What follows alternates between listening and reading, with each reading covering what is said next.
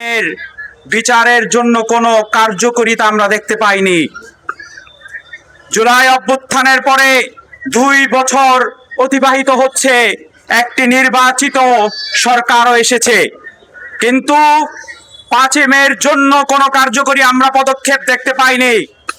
আমরা দেখেছিলাম তৎকালীন সময়ে 5 মে বিএনপির চেয়ারপারসনের এই আন্দোলনের সমর্থন থাকলেও ঢাকা মহানগর বিএনপির এর অনীহা ছিল। যদি আপনারা তৎকালীন সময়ে এই আন্দোলনকে জনতার আন্দোলনে রূপ দিতেন, তাহলে এই বাংলাদেশে একযোগ ফেসিবাদ প্রতিষ্ঠিত হতো না। আপনাদের এই একক সিদ্ধান্তের কারণে বাংলাদেশে একটি ফেসিবাদের জন্ম হয়েছিল, তার জন্য হাজারো মানুষের জীবন দিতে হয়েছে। শুধু এই শাপলা চত্বরের মানুষের একার নয়, একটি জুলাই অভ্যুত্থানও তৈরি হতে হয়েছিল। 2000 শহীদের রক্তের বিনিময়ের পরেও যদি এই শাপলা গণহত্যা, বিভিন্ন গুম খুনের হত্যার জন্য আজও সাধারণ মানুষদের যদি রাজপথে নামতে হয়, তাহলে এর স্বাধীনতার কোনো মূল্যই থাকে না। আপনারা আজও সংবিধানকে সংস্কারের নামে মূলা দেখাচ্ছেন।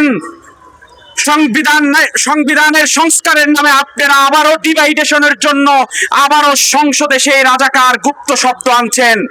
আমরা আর এই রাজাকার শব্দের মাধ্যমে বাংলাদেশে আর কোনো বিবাদ চাই না।